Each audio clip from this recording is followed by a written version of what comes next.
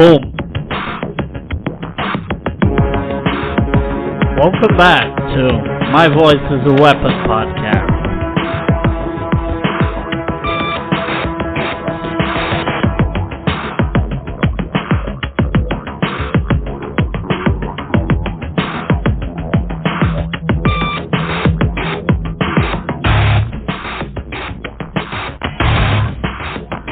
Let's go.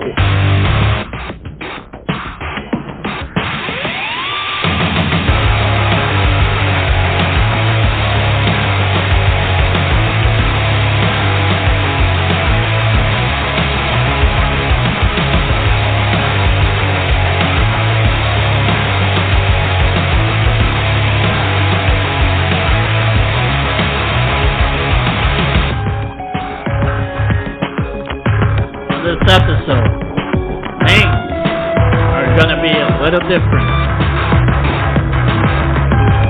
I'm changing a little bit of the format of this podcast because I noticed a few things need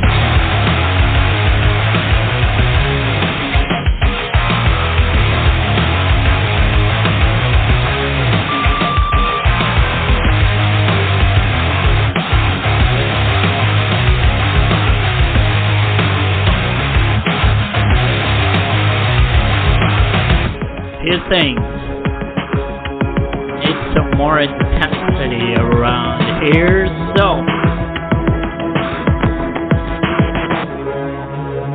on this new version of the podcast, completely unscripted. I don't have any plan. I didn't write anything. It's not pre-programmed. Nothing. This is just me going completely off the script. So, the reason I'm doing this is fairly simple. I noticed listening to myself speak on the last couple of episodes, and trust me, I don't do this to sort of feed my ego. This is the reason I have to listen to it is the only way I can improve. And I noticed that I wasn't dynamic at all. It was kind of boring. I couldn't connect the dots. It wasn't dynamic. It was just bad. So on this episode, I will be a little bit more focused on talking a little more about the things that I know, my own intake on different subjects, my ideas and opinions on a number of different matters. And the first thing that comes to mind is I mentioned Joe Rogan's podcast. And I think it was something down the line as on occasions he mentioned that he wanted to actually do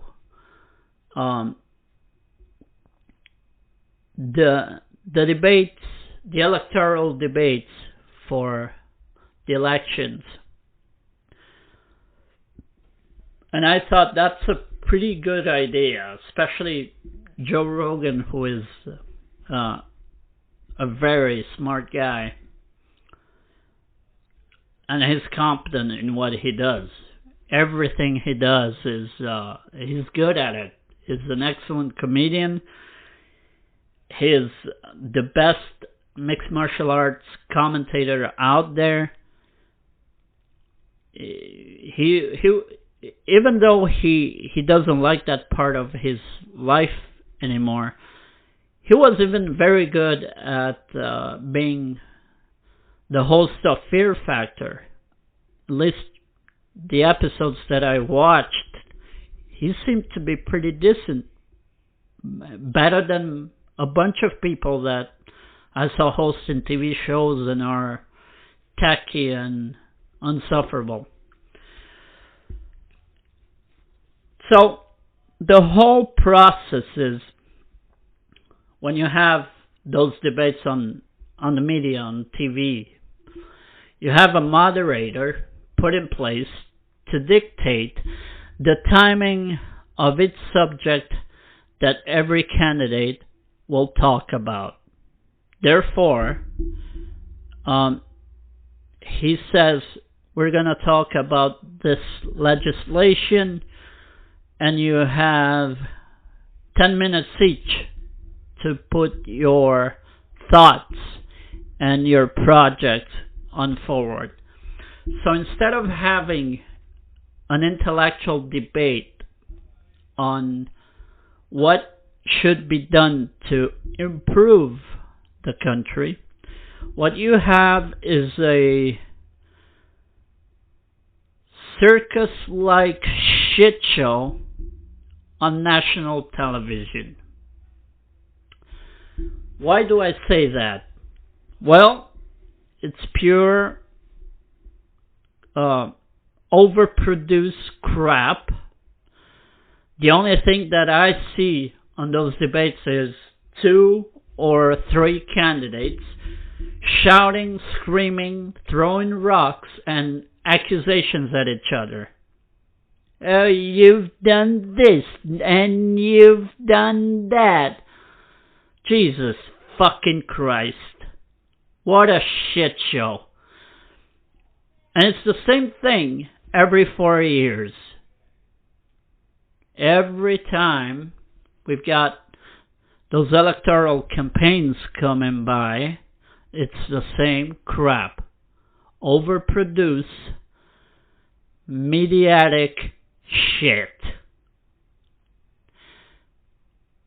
And the whole process is, and it's why I think the whole system is completely fucking broken. It's a fucking failure, right? The whole process that I see is they prepare those debates and they work on that. It's like they're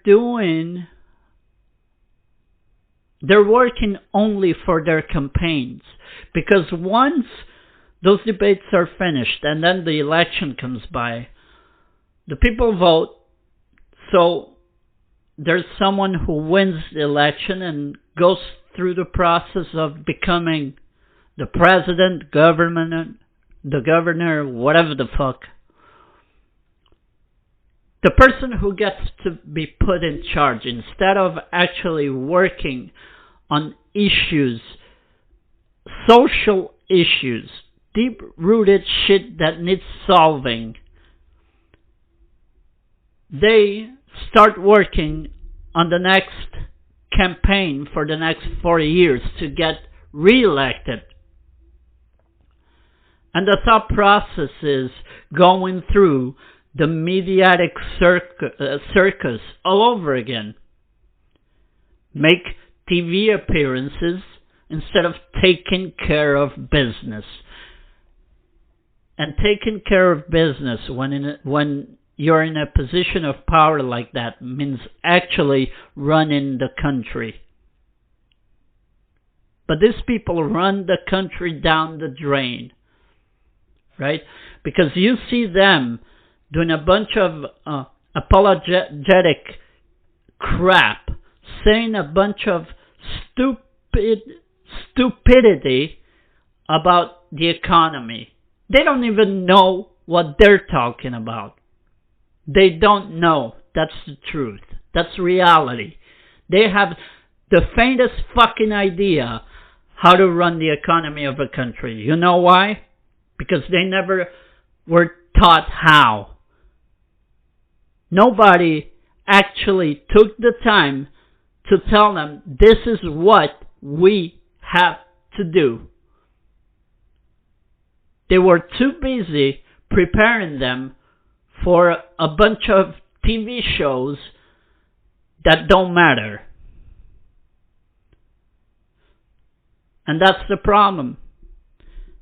It's also why I completely lost faith either on the right or the left. I don't give a fuck anymore. I don't trust them. It's all a bunch of shit. They use that to make us believe that we have to hate each other because we don't think alike. They're pulling strings. They make us look like fucking idiots. And we are finally waking up. I hate the right. I hate them. I hate even more the left, especially nowadays. The left sucks. It absolutely sucks.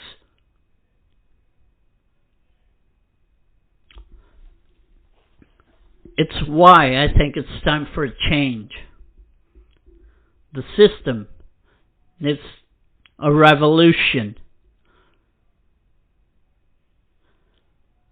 I think the only way to have a government that works is a technical one. Autocratic and technocratic. The people who are in charge know what they're doing.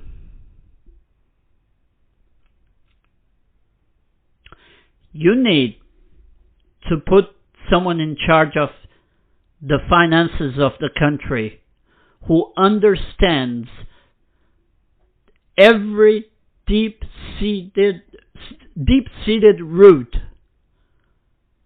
of every issue on the economy.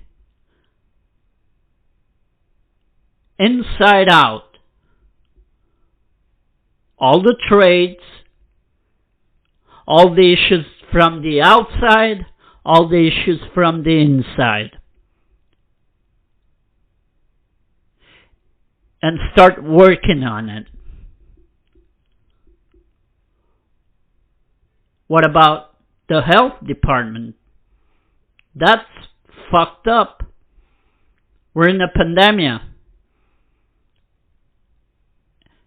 And all I hear is this bunch of clowns from the Democratic and the Republican parties throwing accusations at each other for how responsible the other side is for the consequences of COVID. It's insane. It's stupid. It doesn't make any sense whatsoever to have those clowns, those bozos, running for president, for mayor, for anything. Ted Cruz couldn't run his building, let alone the whole state of fucking Texas, okay? Piece of shit. So, this guy takes his ball to Mexico while forcing everybody to stay home in the middle of a shitstorm. No power, no water, no food, because nobody's working, the shops are closed. So you mix a snowstorm like that with the fact that we are in the middle of a pandemic. And this guy takes his ball and decides, oh, I'm going down to Mexico for a bit of a holiday from all of this. because I'm too stressed from my everyday life job. Get the fuck out of here. You lying sack of shit. Scumbag. You corrupted scumbag.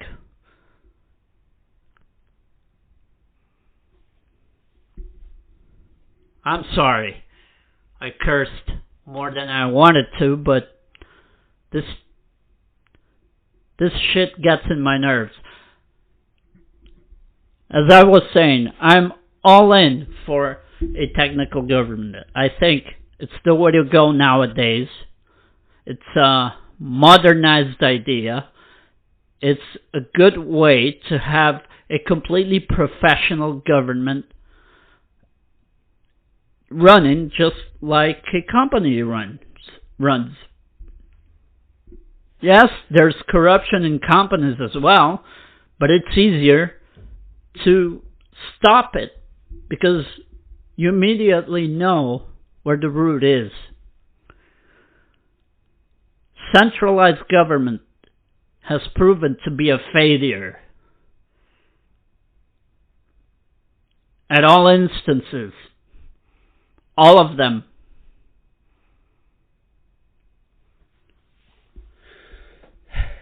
And yet, we have to be sitting, watching this, and the first thing that comes to mind is, well, they leave us out of work with no pay, they're on vacation, and still going to the bank. Because their salaries are not on hold, but ours are, right? I'm lucky enough, okay?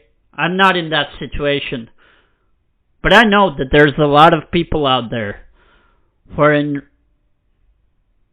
in really desperate mode. They're about to lose everything. Because wherever they live, the people in charge are not allowing them to work. Therefore, they can't bring food to the table. They can't pay rent. And after a while, they're on the street with a child on the way. So, how is this a good way to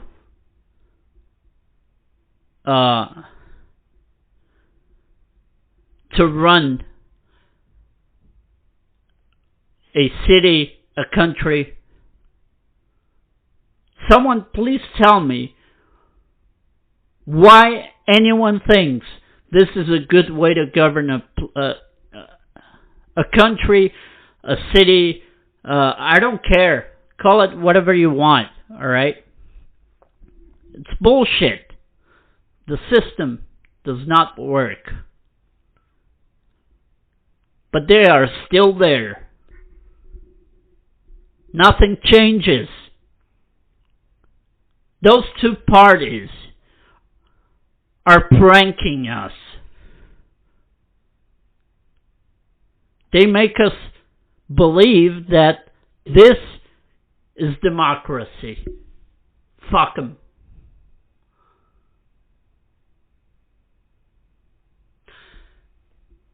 The real concept of democracy should give us not just one or two choices. It should give us a number of choices.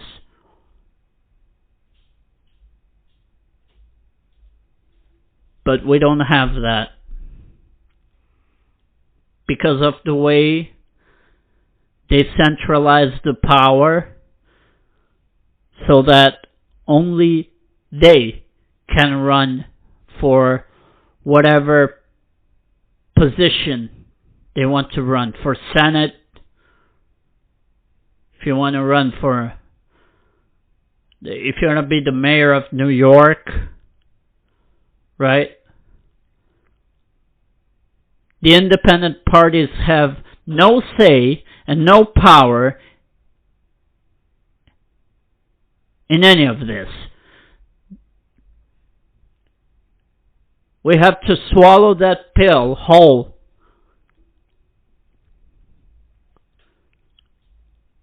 People are getting tired. A lot of us don't buy this system anymore. I hate ideology.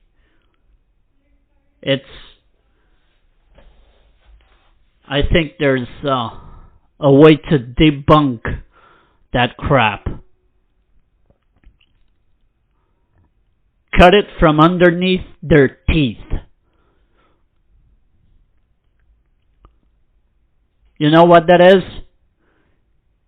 Cut their fucking tongues off and burn it down.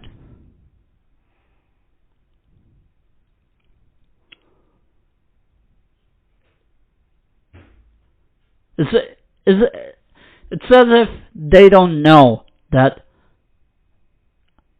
lives are in their hands, right? Just deny responsibility. Oh, it's not my fault. This has been going on for years, right? The opposition was in power 60 years ago. Who gives a fuck? Instead of throwing rocks, do something. Bring a fucking solution to the table.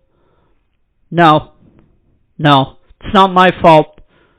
I can't do anything about it. Complacent piece of shit. Ted Cruz. Don't get me started. Oh, man. And I'm sitting here and I'm not even from the United States, right? I'm not. I think my English is pretty good, but I only visited the U.S. a few times in my life. I never lived there. And I always looked at it wishing someday I could live there. But now, fuck, there's no hope. Why would I want to move to the U.S. in the state that it is right now? There's nothing inviting there. The American dream. The American dream is the biggest bullshit story ever told. And I'm not saying this to offend American citizens. I'm saying this because of the way it's going down the drain. It's going down the rabbit hole faster than Brazil will go to hell. I was born in Brazil. Look at that shithole. And I'm not talking about the people of Brazil. The people of Brazil are awesome. Okay? The people... Okay. I digress. Hold on. Let me correct myself. The people I know in Brazil are awesome. I don't know about everybody else. Maybe the country is fucked up like that because most people are fucking stupid. And that's the problem with those overpopulated countries. Most people are in the shit because they're too stupid to do anything.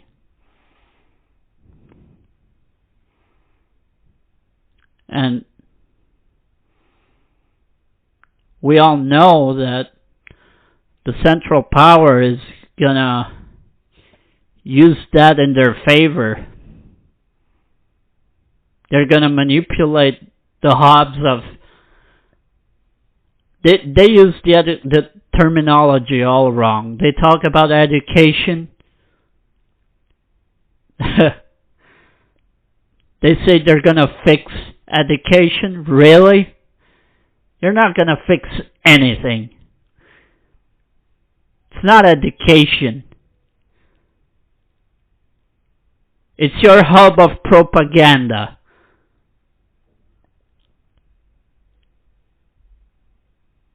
Okay? Is where you prep kids to think like you, because they can have their own minds. Think for themselves. Fuck no. No way. Freedom of speech? Right. Buy that shit. Sell it to me with popcorn. Fuck out of here.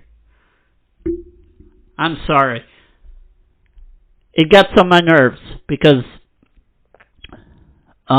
even though I never lived in the US, I did see growing up as a place where I wish to be, someday. And it does bother me that the place that I wish to be now is going to hell, and it's toxic. It also bothers me that my own country is in the shit because of the same thing. Rotten people in power. The wrong people in power. And it's the same thing, here in Europe. Same shit. Right?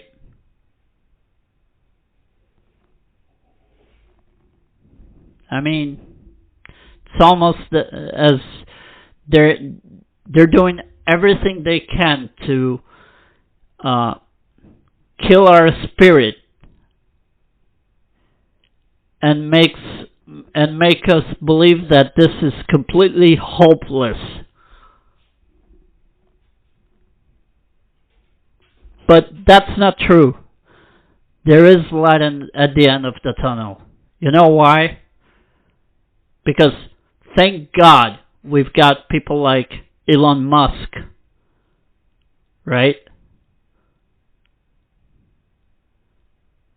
So there is hope. Some of us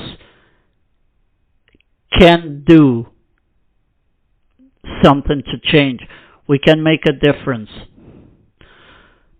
Anyway, I didn't want to...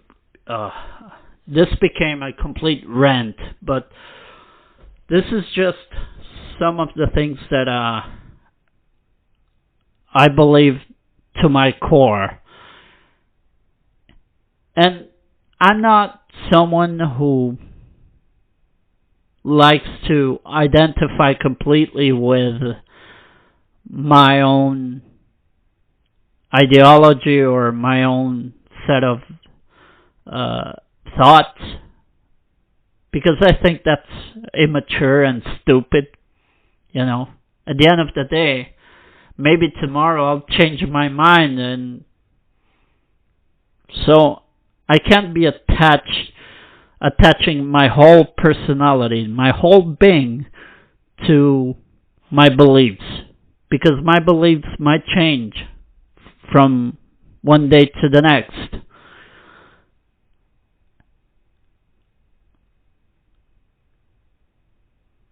And I think it's healthy to think like this. Today, I have a firm belief in autocracy, technocracy, and a self-run government. But maybe tomorrow I change my mind completely. If someone can convince me of otherwise,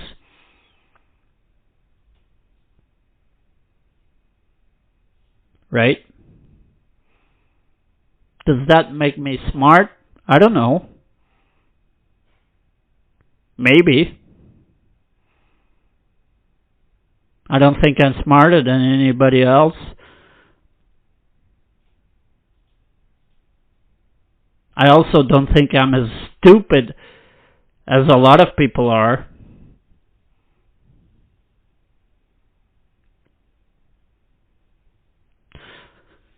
So, I think I got to explain a little bit of the concepts that I believe in, the whole deal with Joe Rogan. I think it would be awesome if he will have the candidates on his show just a couple of weeks before the election to not to have a debate. I don't think he should do a debate. I think he should have a way to dialogue with them. It will be very interesting to see how different they are on the Joe Rogan podcast than they are on those awful TV shows.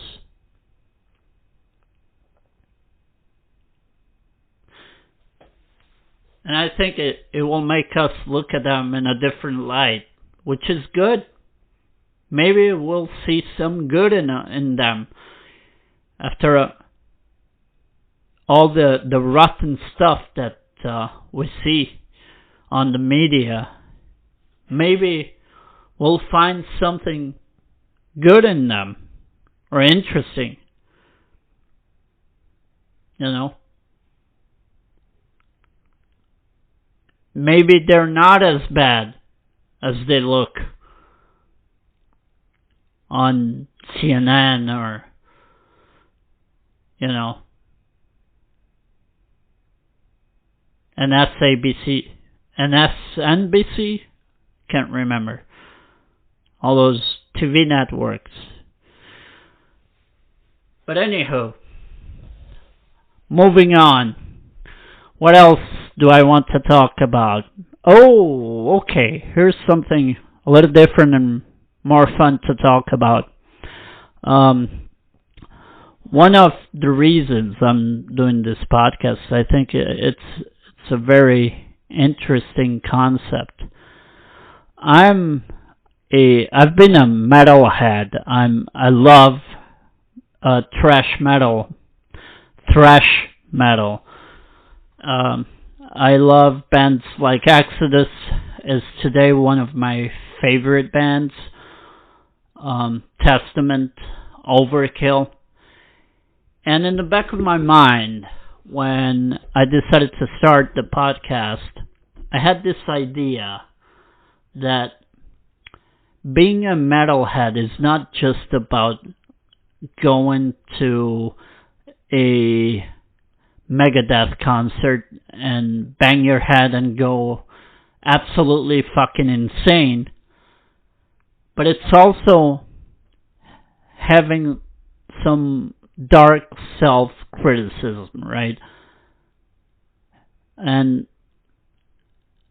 I think this outlet, this platform that I have here with My Voice as a Weapon, is one of the most metalhead shit that you can have. Because people always identified punk rock movement with a certain ideology, but nobody ever talked about the how political metalheads are, because all they see is just some long-haired leather jacket demon-crazed guy going nuts with Pantera. But that's not the case, you know. I think there's a lot of very interesting people in the metal community, and a lot of them are a lot smarter than you think. And they have their own way of viewing the world. And I think this is really a handbanger's journey to mix all of this personal views on different things from a perspective from someone who really enjoys that circle, that lifestyle, because it is a lifestyle at the end of the day, right? Being a metalhead. Of course, at my age, I don't go to as much concerts anymore, and I don't drink as heavily as I used to. But I realized that that there's some stuff that we leave behind, like the partying and the going crazy in concerts. But we start to enjoy other stuff and relate to the same lifestyle in a completely different way, because we will always like the music. We're just gonna have a different perspective about it. Anyway, so mostly I like thrash metal, but I actually grew up listening to Iron Maiden. My brother and I have a younger brother, and we grew up together, and most of what we heard was either Iron Maiden or maybe later on a lot of Marilyn Manson. Although with time, I just didn't enjoy Manson anymore. I used to enjoy the music, but not anymore. See? Even in that aspect, I changed.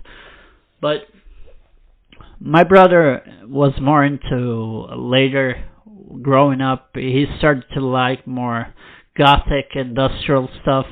And I stayed with metal stuff. But I got more deeper into thrash. I think one day I was at a friend's bar listening to a whole Megadeth album, and it clicked. This may not be my favorite band, but it's definitely the style that I enjoy the most. Because my favorite band will always be Maiden. It's there. Maiden. And it's funny because my favorite bands are not thrash metal bands. Dream Theater is another band I enjoy very much. Symphony X. And those are not thrash metal bands. And they're three of my favorites. Yet, if you go to the thrash metal genre, if I have to go to a concert, you make me choose between going to see Dream Theater or Slayer, and you can bet your ass I will go to a Slayer concert 1,000 times, over and over. I don't care. Yeah, it's louder. It's more fun. Dream Theater is an awesome band, but I find it a little boring to go to a Dream Theater show, because those guys, they're just studio. The feel that I have when I listen to Dream Theater, as much as of a big fan that I am of them, it feels like a studio band, like really good musicians that are on the studio all the time. when you go to a live concert, you want a band that actually interacts with the public, with the audience. And Dream Theater are not famous for that by any means. They're excellent musicians. They're insanely good and talented, but they don't connect to the audience as much. Maybe some people are going to get pissed off after this, because I know that fans from those kind of progressive bands can be mental, right? But the fact is, I always thought I would enjoy myself more if I go to a Slayer concert, an Overkill concert, than going to see Dream Theater, or because Dream Theater is the kind of music that I like to listen at home. I enjoy it. But if I have to go to a concert, you know, what would you like more? If you have to go to a Beethoven concert, or if you have to go to, I don't know, let's say Queen concert, wouldn't you think that you would enjoy more going to a Queen concert with Freddie Mercury screaming the way that he used to scream? It would be a lot more enjoyable. Because classical music, as good as it is, can be boring. There's nothing wrong with that. It's just a fact. It's the way it is. And I know some people might think that my perception is skew, but it's my opinion. I don't get offended if you think that what I listen to is crap. It's your taste.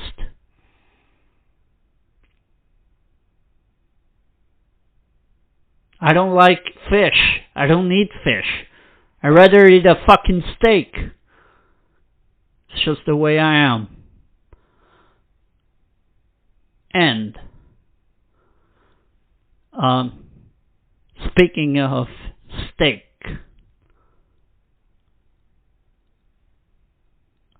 damn it, I was gonna say something funny, but I forgot. I lost my train of thought. Anyways, back to what I was talking before. So, linking this idea of being a metalhead with showing what someone like me thinks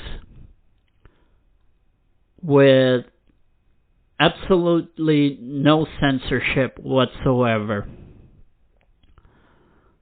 And truly, I'm thankful for that, you know, because I know that this world is crazy. And I know that even in those places where people complain about censorship, like they are complaining about censorship in the US right now, and they have the right to do so, but they need to realize that there are places in the world right now that are far worse. Try going to live in North Korea. Go to China. Go to China and say something about the government. See what happens. Go to Russia. You think they're democratic? Please. Putin is as democratic as Hitler was, okay?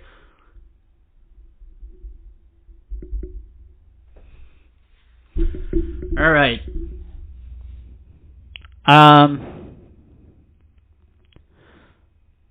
Kind of running out of stuff to talk about. Oh, I know. Let's go to a completely different section. Sports. What's my take on sports? Do I enjoy sports?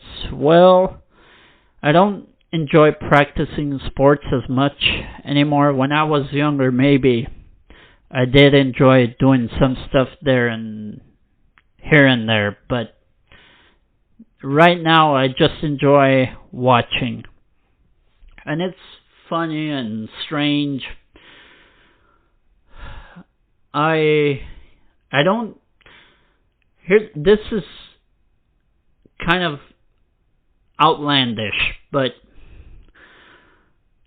I can't say that I enjoy watching my soccer club play anymore, the club that I root for, because it's so boring. I force myself to watch because it's that we have that fidelity thing with the team that we root for, especially in Brazil, especially with Corinthians. We're fucking crazy about them, and even when they're not at their best, we force ourselves to watch those mind-numbing,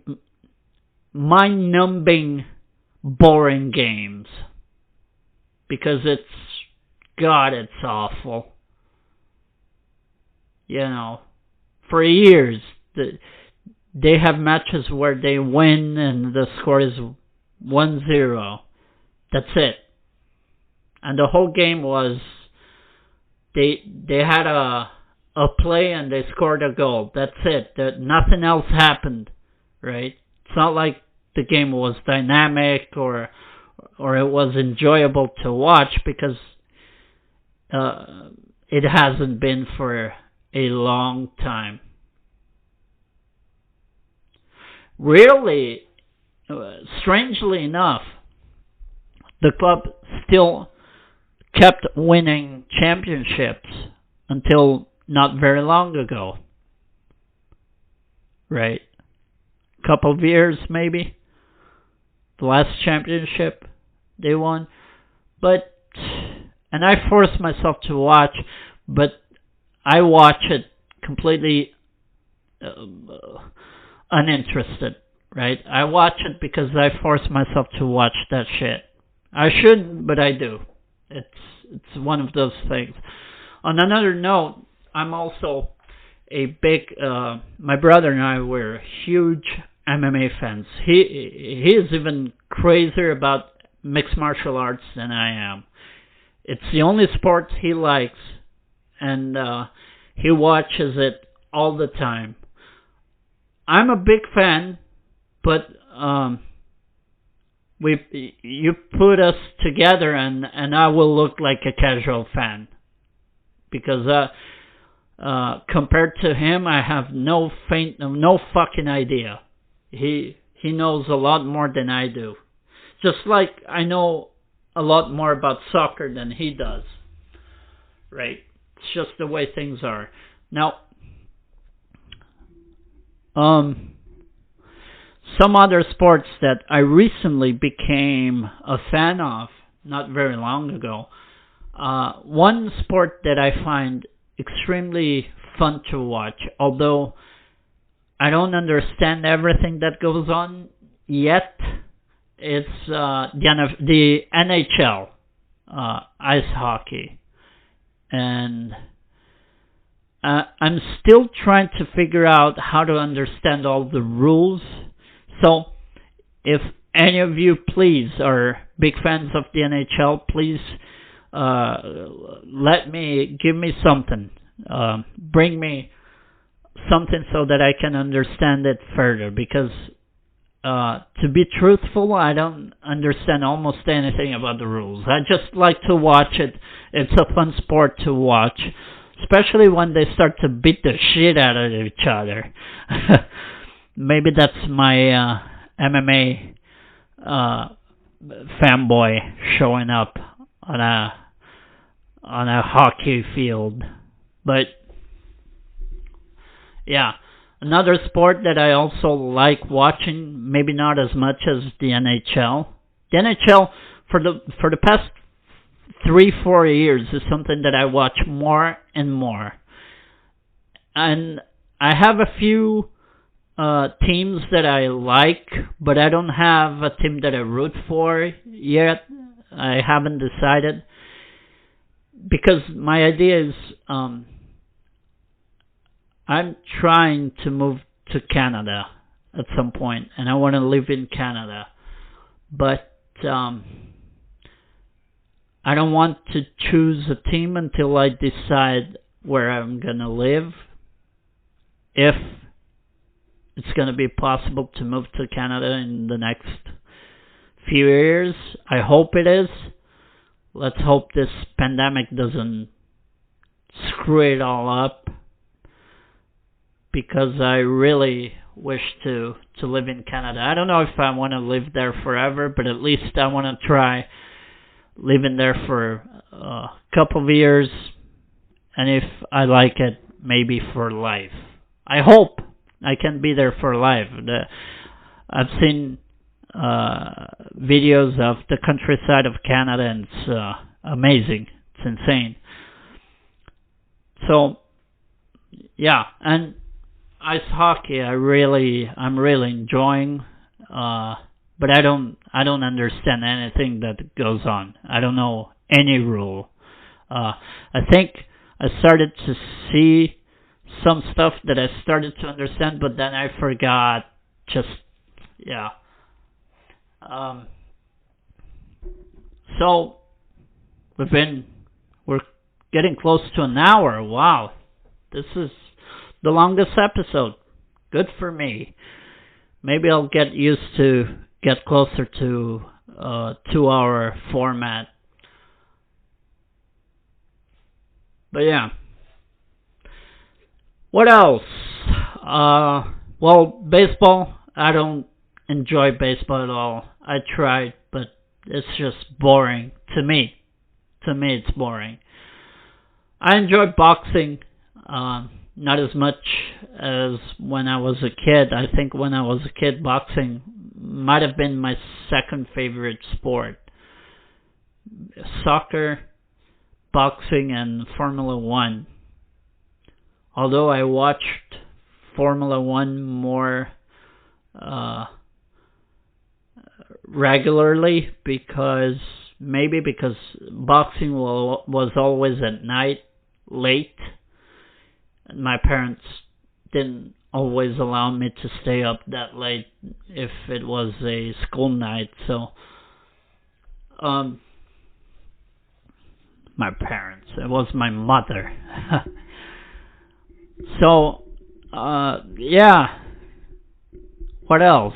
What else can we ramble about? What else? Well, okay, here's something. It's weird because I'm not into arts too much, but my father is an artist, and for me, he's the best. All his paintings are insanely good. And for me, he's the best painter that ever lived. But because I'm not an expert and I'm not that into it, I can't say. I really can't. But he's the best. Period. I dare you to say otherwise. Just kidding. Well, okay. I think I'm gonna leave it here. I think this might be the best episode. Might be. And I hope you all enjoyed it. I hope this was a little more dynamic, and I had a little more time to go in depth about stuff that I really think. I'm sorry for the ranting. I didn't want to go on cursing that much, but some stuff just gets to my nerve. But at least it sounds like an entertaining half an hour. I hope. So everyone, please follow the podcast. It's the only way we will make this movement grow. And remember, when I say that my voice is a weapon, it really means that your voice is a weapon. Alright? When you read it that way, it's for you. You say it. Believe it. My voice is a weapon. The deadliest one. Alright, guys. And girls. Thank you very much. See you next time.